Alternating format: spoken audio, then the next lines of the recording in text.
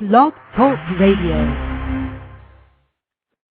On the line with us now is, she's not going to be the Roddy Piper of our show.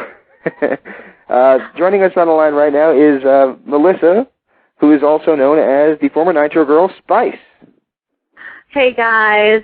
All right, we're glad to have you on the show, finally. I was just telling the guys that, before you called in, that we had you booked back in 2003 on an interview, and for some reason that fell through the cracks, and they were joking that the one interview that's eluded us over the last 8 years has been Roddy Piper, where for whatever reason he'd always, the last minute, something would happen and his daughter would fall and break her arm, and we'd end up canceling the interview or something like that, and it just kind of became that you were the female version of Roddy Piper for the show. No! How did we have something booked in 2003? Did somebody else book that for us? I have no idea. It was a guy named Daniel Edler out of England had you scheduled, and for whatever reason, nothing happened. Yeah. Wow, well, that's cool. I don't know anything about that. But, hey, I'm here now, and I'm sorry that I'm late. I was telling James, everybody, that I am in Huntsville, Alabama tonight, and they're an hour behind East Coast time, so I apologize. I'm very, very apologetic, but better late than never. Here I am. Absolutely, and we're glad to have you.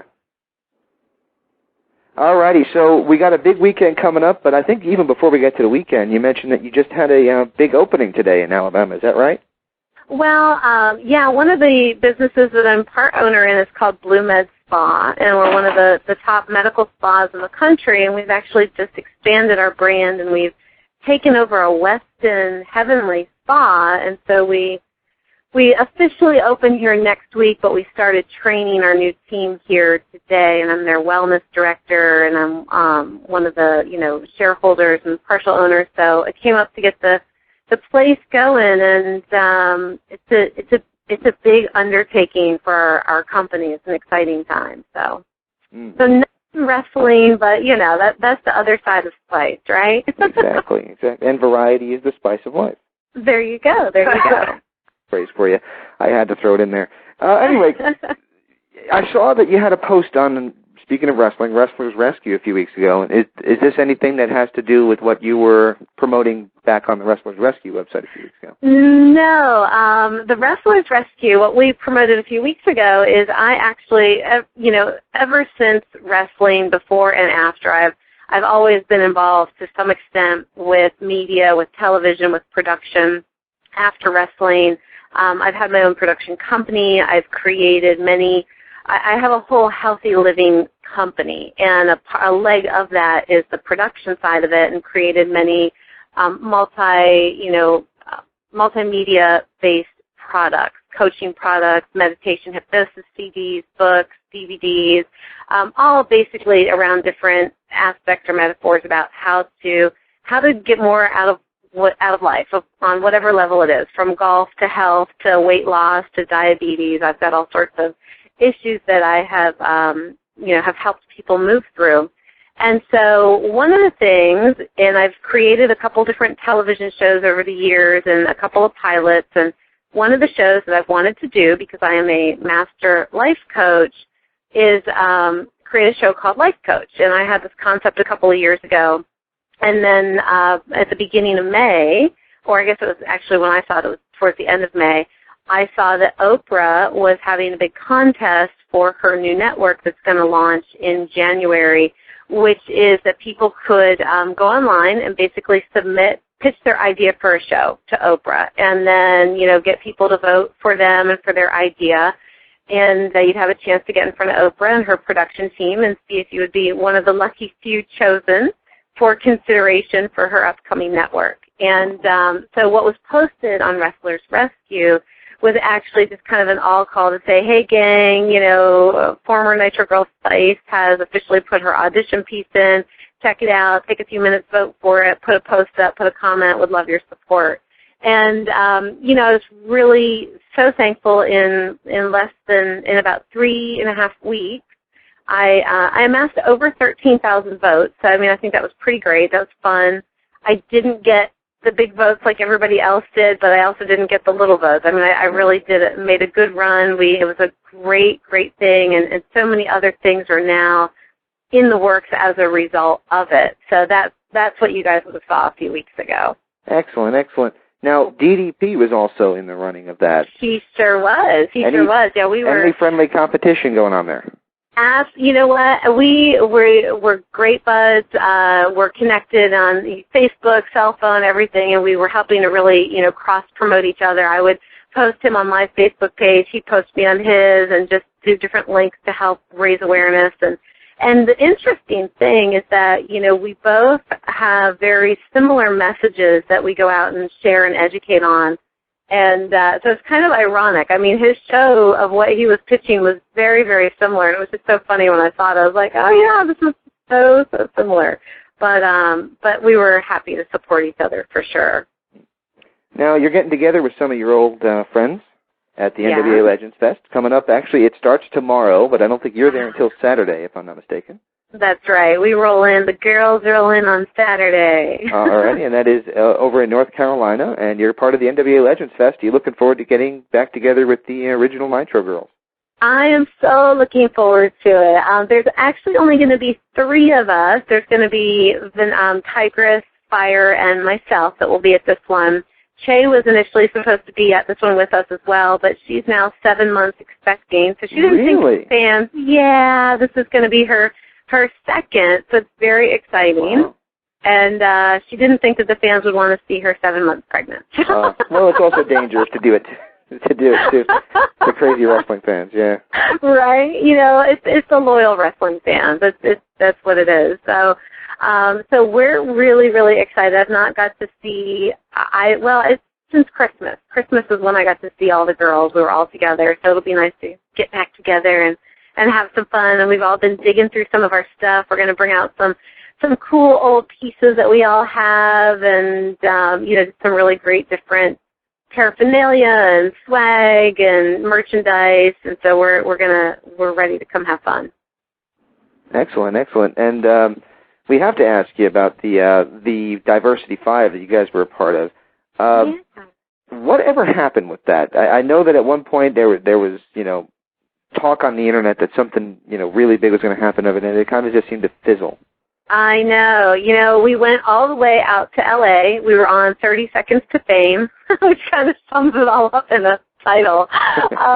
So we had made a really good run at it, if you will, because after everything happened with wrestling and the different, WCW was sold and everything happened, while it was actually still going on, we had all been approached by some producers, some pretty well-known producers in Atlanta, saying, hey, we really think that, with your name, face recognition, you girls could be the next Spice Girls. And, with wrestling's popularity, with your unique look, and just with the entertainment value and your dance ability, we want to try to do something with you guys. And none of us were the greatest singers. I mean, we could all carry a tune. I was just about to ask you if you can sing. Yeah. Yeah, I mean, but then again, the Spice Girls weren't exactly all the greatest either. So. I can sing like Britney Spears. I cannot sing like Christina Aguilera. So let's do the pop version. I can carry my tune. I can have some fun. I can do a few riffs, but don't ask me to do something crazy because that's not my skill set. But we all started, and then we actually, the initial D5 had Charmel in it, and as you guys all know, Charmel is Booker T's wife. Exactly. Yeah. And so Charmel got the opportunity to go be with, go to WWE and go be with Booker, and so she left. And at that point, we all said, okay, what are we going to do? And I'm not sure how many fans really know Chiquita. She was kind of in the later group of the Nitro Girls. Yeah, with like Siren and them, who were kind of at the end of the deal. Absolutely. Yep, absolutely. Well, she actually is a phenomenal singer and just a love. I mean, we were all great friends with her.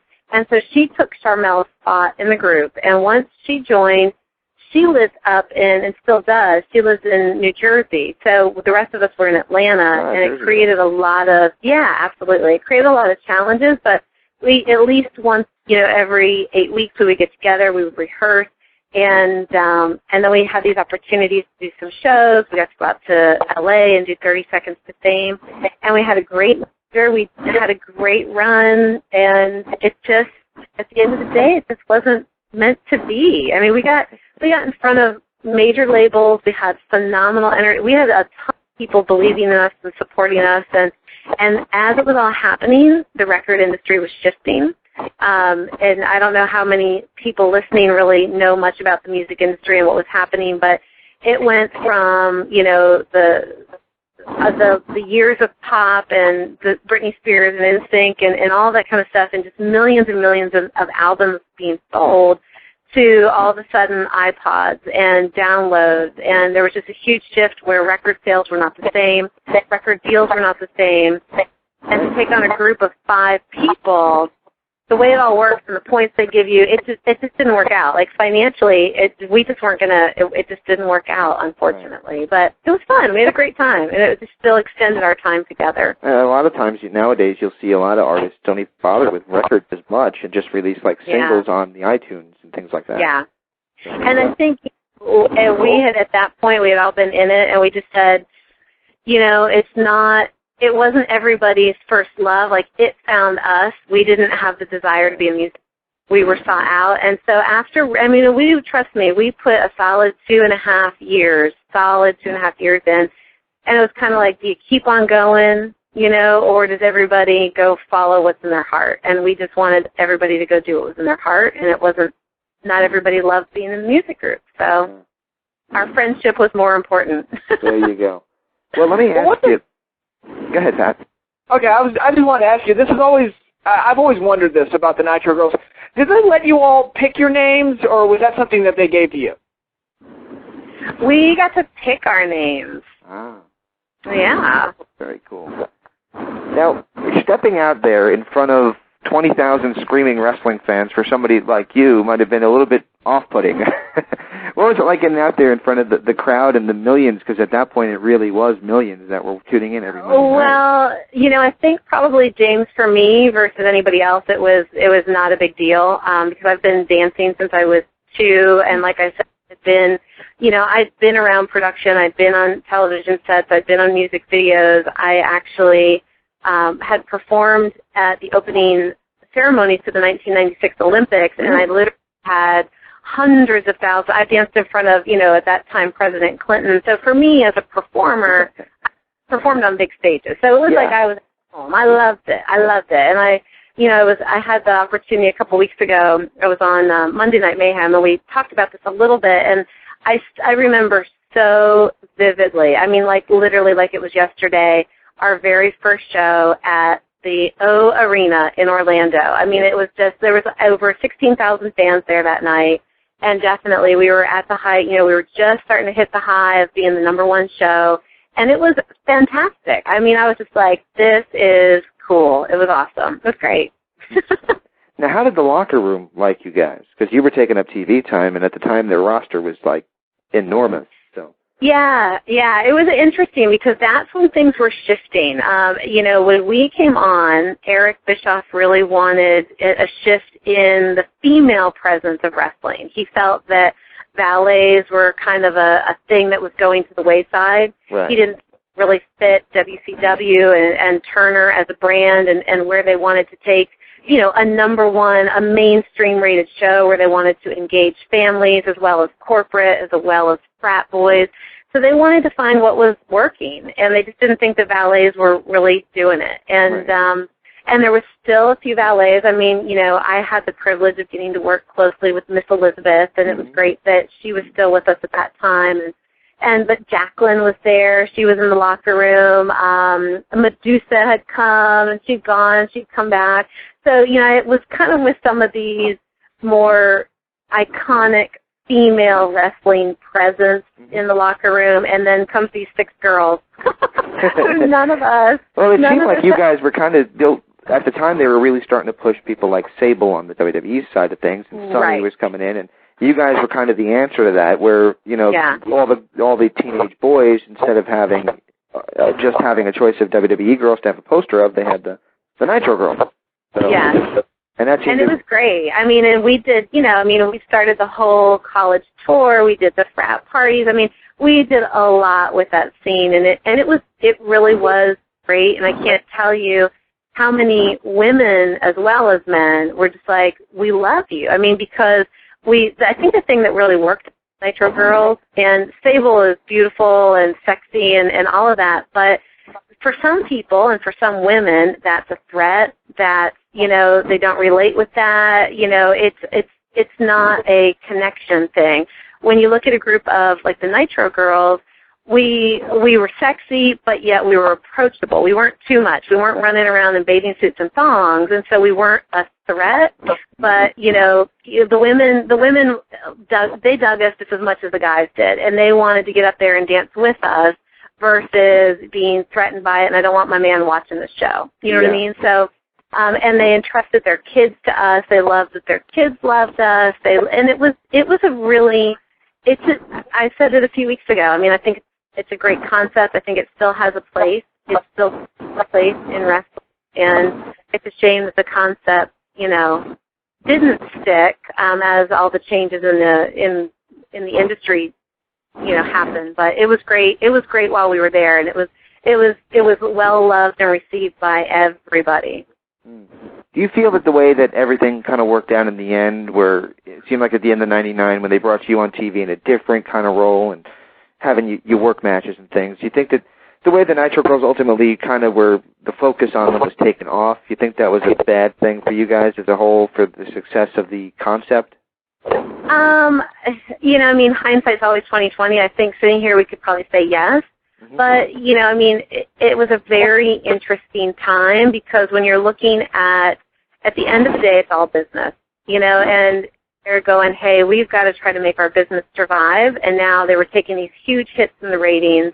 And, and again, I said this a couple weeks ago, but I really feel if they would have understood that if they would have only stuck with what differentiated them from WWE, they could have stayed ahead. But instead of trying to stay out in front of it and stay innovative and stay different, all of a sudden they tried to play the same game that WWE did. And the whole thing about Turner is that we were under a whole different set of rules, of rules and regulations. Right. And there were things standards and practices, to use the exact term. So that's right. And so we just couldn't play that same game. We just couldn't do it. And so, they did the best that they could. And I don't think it only hurt the Nitro Girls. I think it hurt the brand and the concept as an entirety. I really do. And again, it's always easy to say, 10 years later, 8 years later, but I think if they would have just stuck with some of those differentiators, it could have been a different story.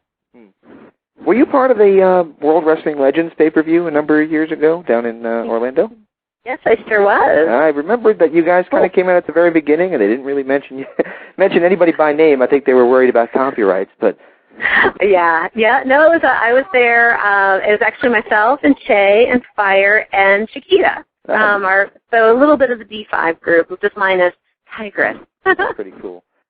All righty. I have to give you this word association, and it was somebody who's one of the very few who's come out and been a little bit critical of you guys in the years since the Nitro Girls and since WCW closed. What's your true feelings on Scott Steiner?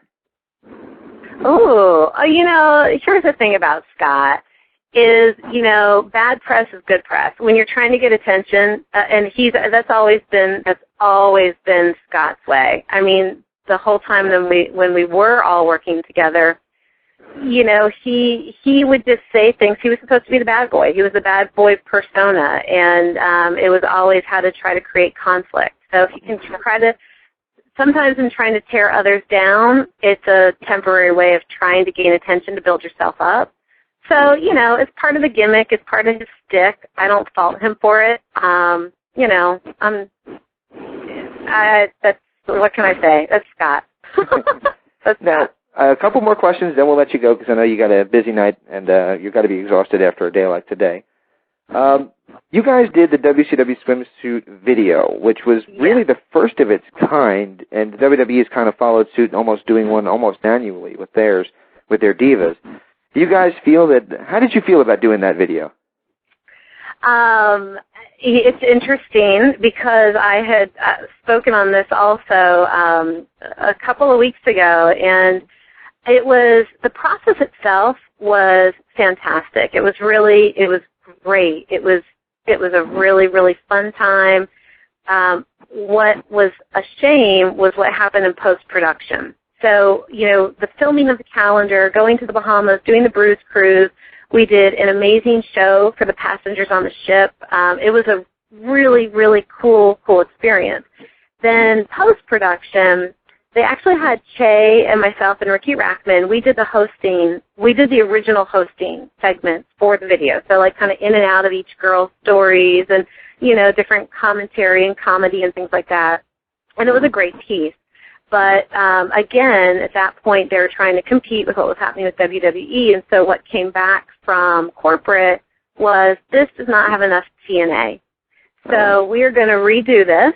And we want you girls to, follow the script. We want you all to act we were actually directed to be very suggestive towards one another, very girl-on-girl friendly. And then not that there's anything wrong with any of that, but it was very scripted of what they wanted us to do. And so it really, it's not anything. I was very proud of the first piece that never made it to the store shelves. And I thought it was a beautiful piece, and it was fun, and it was something that we were all proud of. When we had to go back and redo, it was like, oh dear God, burn this. I don't ever, I'm so embarrassed when somebody tells me, and like this, years ago when it had come out, I'll never forget because I live in Atlanta, and I was going out one night, and one of the players, like as you're waiting outside, they were playing the video, and I'm like walking by and seeing myself in a thong, and I'm just like... Yeah, I was about to actually ask you, because you did that, they called it the cable dance, but I don't think that was really you. It was ridiculous. Yeah, no, not at all. Not at all. No. Yeah, I do remember that, yeah, and I even thought at the time, well, that's kind of, for WCW, that's a little much. Yeah, absolutely. And, it's... Yeah. So again, they were just grasping for straws, trying to make a couple of dollars, and we weren't really in a position at that point with everything that was going on to go, no, we're not doing this. Yeah. We're not doing this. Because they're like, great, go, leave. It was kind of that's where it was at. So. All right. Well, I'm going to close out with just a couple of things. We'll let you plug in just a sec, but the last thing is, as an 80s metalhead, I have to ask you, working alongside the former host of Headbangers Ball, Ricky Rackman, how did you enjoy Ricky? I loved Ricky. I loved him. I cannot say enough about him.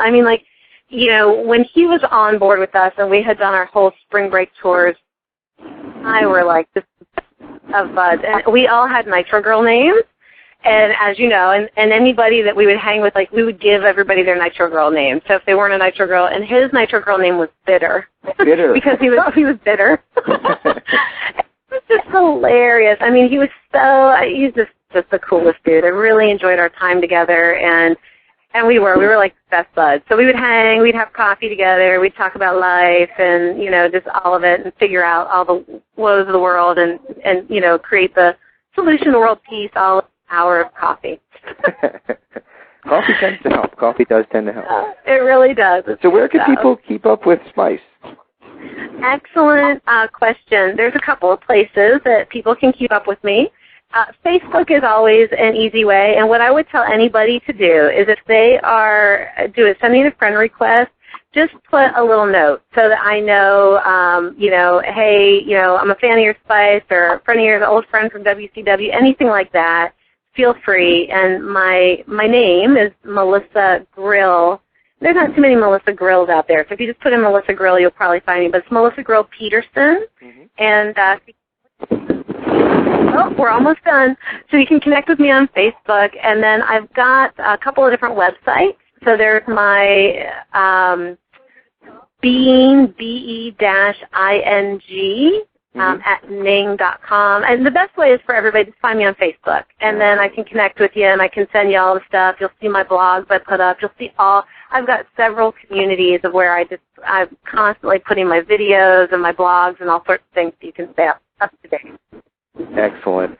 Well, we can't thank you enough for joining us, and I hope everybody will check you out on there. And for those who are looking for a link, I will post a link when we archive the interview to your Facebook page so people can find you a lot easier. Thanks, guys. And listen, come out and see us if you can get to Charlotte this weekend, 1 to 4. We're going to be there signing. It's going to be a great time. We're looking forward to it, and we'd love to see as many fans as possible. Absolutely. Everybody should check it out. NWA Legends Fest put on by Greg Price. He's a great guy, and I think it's going to be a great turnout, and everybody from Sting to you guys, the Nitro Girls, to the real legends like Ivan Koloff, who are older guys, and everybody who's been around since the 70s is going to be there, it seems. So it's going to be a great event. Yeah. Well, thanks for having me, guys, and thanks for excusing my tardiness. I appreciate it. No problem. Have a great night. Thanks again for tuning in, everybody, and thanks again to Nitro Girl Spice for joining us. Again, if you want to keep up with her, just check out the archive on WrestlingEpicenter.com, and we will have a link to her information on there. Again, this has been James Walsh for Patrick Kelly. Good night, everybody. And for Nick Knoll, who I believe has already gone to work. I haven't. I was just listening in. Okay. We will see you all next week. You guys want to take her home?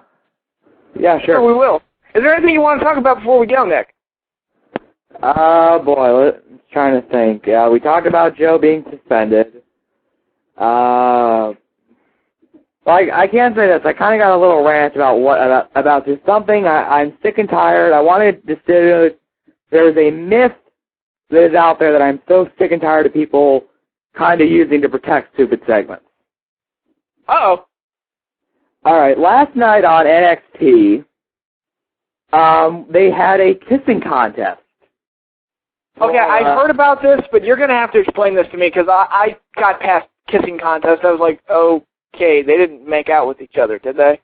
No. Well, what happened was that they brought out, Matt Striker came out, he introduced, he said, here are your hosts, Lay Cool. And down comes Lay Cool, and they're hinting that the kissing contest is they get to make out with Michelle McCool or Layla. But then they're like, no, you got to make out with this girl from whatever town they were in, and it turns out it was this big fat woman. Uh-huh. Well, I didn't post it on our site, but I posted on another site, quote, NXT has 15, well, not 15, but it has a number of fairly young guys that are pretty talented in the ring for their experience level, and they spent 15 minutes on this crap. And the response I got was, quote, it doesn't have to, it's not all about in-ring wrestling. Segments like this test the charisma and stuff of the directors. You know what? That is bullshit. You know what? I do understand that there is an aspect of this business that comes down to the microphone. I'm very aware of that. I'm probably more aware of that than the people that are trying to tell me I'm wrong, but the thing about it is this segment did not help anybody be more charismatic or learn how to handle the microphone. It just made all of them look stupid because they're making out with a big fat woman and then had to act like they were disgusted. Did Low Key do it? What? Did Low Key do it? Yeah, and he did. And basically when he came up, the idea was that he wanted to, and like Layla pushed him into it, like literally pushed him into kissing the big fat woman. Well, I don't know. That's one of those segments that it's kind of like the WWE has this immunity to it where they always get the benefit of the doubt. No matter, they could do the stupidest thing in the world, and they have this loyal fan base that will always give them the benefit of the doubt. And that's not really fair. I guarantee you this, and I'm not trying to defend TNA and say that their show's golden at the moment. It's not, in my opinion. But if they were to do a segment like that, the Internet would be crucifying them. Well, here's the thing. I know this segment is actually a ripoff of something WCW did. Oh, really? Yeah, at the very first Nitro, but at the NWO sold out, which the idea of the first sold out was it was an NWO pay-per-view. Right.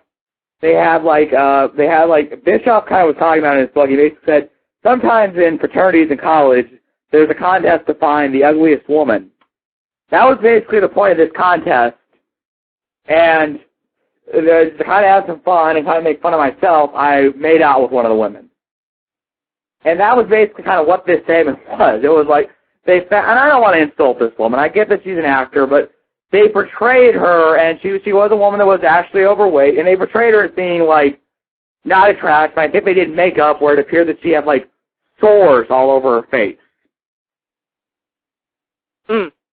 And all I can think is, and look, I certainly understand that there is a charisma side of this business, there's a side comfortable acting in these segments, But to me, these segments, whether you're talking TNA, WWE, or even some independent company, when they do stuff like this, it is that stuff that makes us want to turn off the TV, and make sure they lock the door so they don't, and make sure that no one walks in on us as being wrestling fans. I mean, I am just sick and tired of these segments that add nothing and are done purely to try to get some stupid laugh from the American Pie audience.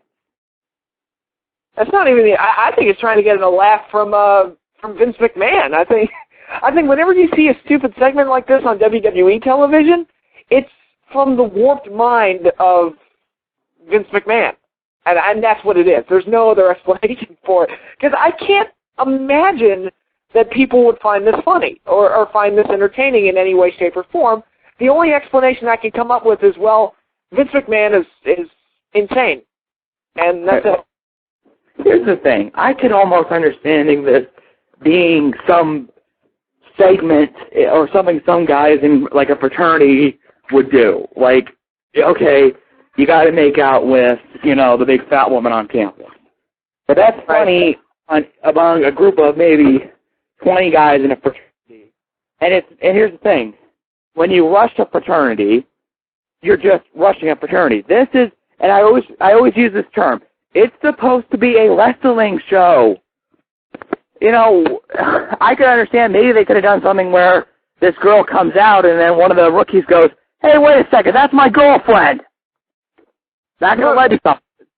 But instead, it was just a waste. It was like 15 minutes where we got to deal with Lay Cool on the microphone making their super cool jokes. Yeah. And here's the thing. You said that, this is the type of thing you'd see in a fraternity or in an American Pie movie or I just watched it the other day, so Revenge of the Nerds, I'll throw that out there. I love that movie. But that's the thing. It's funny within the universe of a story centered around college fraternities and teenage sex and whatever it is that young people do these days. It's funny in that universe. It doesn't work in a fictional sports league, which is what this universe is supposed to be. Right. And here's the thing, though. I mean, if they were like, I could even see them doing it something like this. So, like, there's a show on Spike called Blue Mountain State. If they did this on Blue Mountain State, it'd be funny because it's kind of a backstage look at the warped world of college football. The idea of a wrestling show is you're actually watching the sporting event unfold. It's basically like you're watching a scripted version of the UFC. Right. Oh. And I like I said, my big kicker with this segment was that it basically accomplished nothing. There wasn't even like a prize for this. Like, oh, well, because you won the kissing contest, Lucky Cannon, you get 5 minutes training with, Bret Hart, or, Lucky, because you won the match tonight, you and a partner get to face Alex Riley in a 2-on-1 handicap match. Something like that. There was no reward. It was just, okay, make out with this woman, and then Lay Cool can make a joke that you got crabs or something. Yeah, I still don't understand why Lay Cool are pros on this show. I'm like, okay, it's just, what can they offer somebody like Senshi? I don't understand it. Well, they're trying to sell it like, oh, well, Lay Cool bring out his personality. Okay, you're telling me you could have done that same storyline with Roger? Well, my point is that Lay Cool doesn't have much of a personality themselves, so how are they going to get it out of Cabal? The Evangelina Love in Velvet Sky 2 years ago. Yeah, well, they're not even up to that level. I mean, they are very, very, very bland. Yeah, well, Lay Cool, how like every year, somebody dresses up as like the Joker or something, and they try to be Jack Nicklaus, or I guess now Heath Ledger's performance of it, and it just doesn't work. Right. That's basically Lay Cool. They're the person that dresses up in the Joker outfit and goes, wait till they get a load of me, and think it's still going to be delivered as well as Jack Nicklaus did. Right. So that's it. I mean, I just hate to say it because I have to just make my point. it led to nothing, and that is my biggest problem with these segments sometimes. It goes nowhere. It's one thing to do a bad segment that you could have done better to set up a match or a feud. It's another thing to just basically waste 15 minutes, and that's what they did. They took 15 minutes of TV time and basically wasted it. Yep, exactly. And we've been saying that a lot. I mean, this goes back to the guest host thing that the WWE did last year, where it was just every week they were doing at least one really stupid segment that built nothing except the guest host, who was not going to be there next week, so who cares? They kind of did it in this past Monday, where they did this whole segment where apparently the cameras from the WWE followed the Bella Twins so they could go meet Mark Wahlberg and Will Ferrell. Oh, great. Yeah, I'll tell you one celebrity segment. I was just thinking about it today. One that actually worked really well. I don't remember the name of the movie. It was a movie that Ben Stiller was doing. It was a superhero movie. Yeah. It had Pee-wee in it. I know what you're talking about. Yeah, they were like misfit superheroes, or they thought they were superheroes and they had like particular skills, but they weren't really superpowered. Right. Or something like that. Mystery Man, yeah, that's it. Thank you, James. And they did a guest spot on Raw to hype the movie. And Ben Stiller came out, cut a promo. Jeff Jarrett beat the crap out of him and put him in the figure 4. Right, well, they had done like that GTV where they caught Stiller talking about how hot Deborah was. And then he came out and Jarrett asked him, like, well, who's your favorite superstar? And he goes, the puppies! And Jarrett, who was Mr. Don't Piss Me Off at the time, hits him with the guitar and puts him in the figure 4. Which was awesome. Yeah, that statement made sense because it kind of had a point where, okay, Jarrett doesn't like people. He's and he doesn't like people, trying to talk more about the hot chick than him. So he gets pissed off and he puts the guy in a figure 4. Like I said, that actually had some purpose. It was used to make Jeff Jarrett a heel or more of a bad guy. These segments, a lot of that movie sucks. I've never seen it, so I couldn't tell you. It's fucking horrible.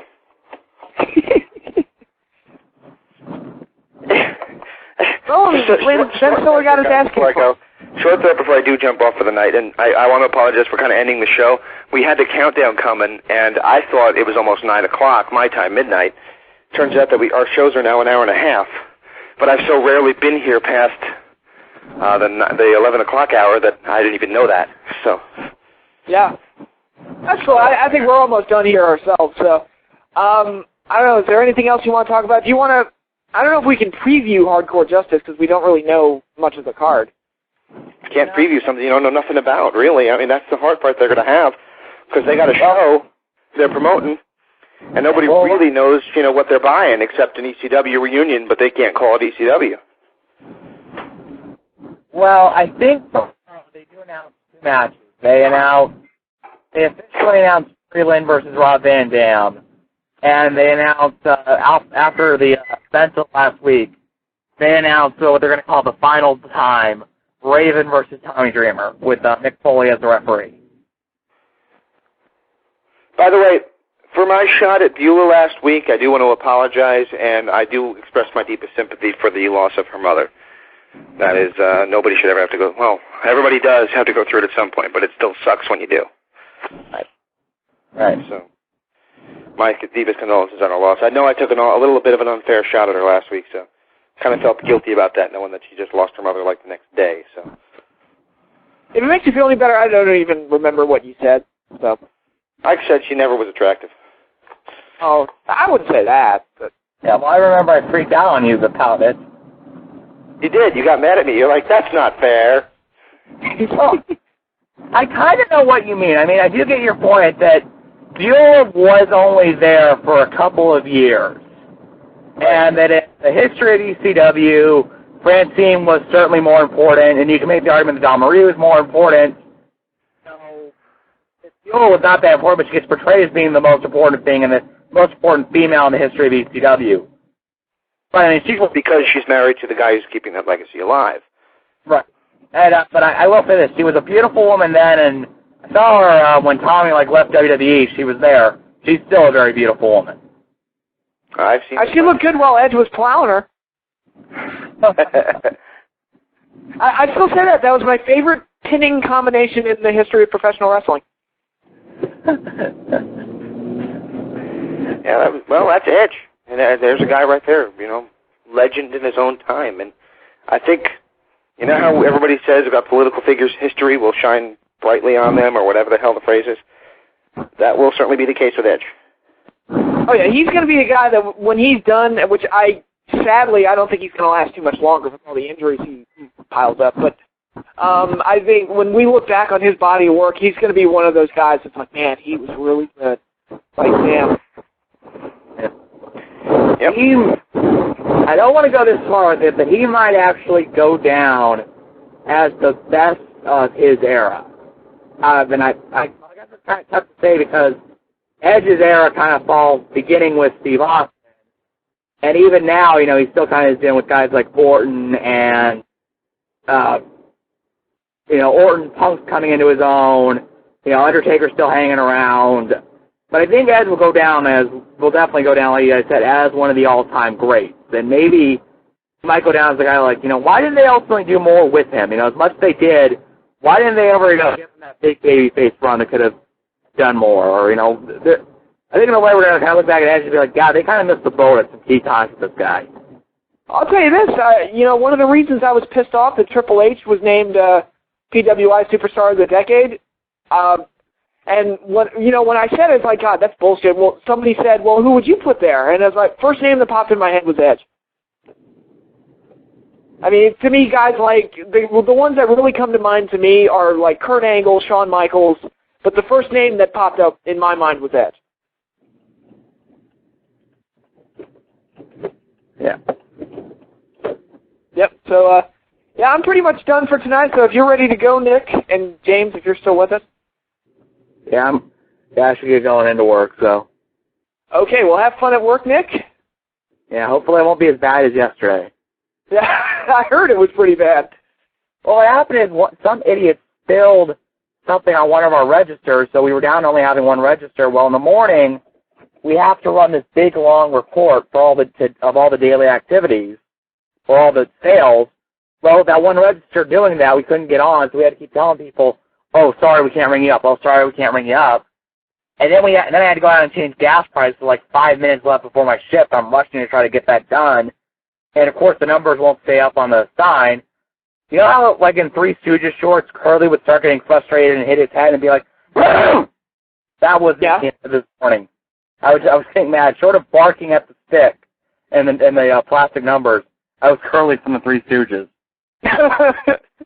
Well, that's a lot of fun, but, yeah, that's it for this week. Yep. Pretty much, so thank you for listening. And for Nick Knoll, I am Patrick Kelly, and thank you to Spice for coming on the show this week, and good night, everybody. Tune in next week.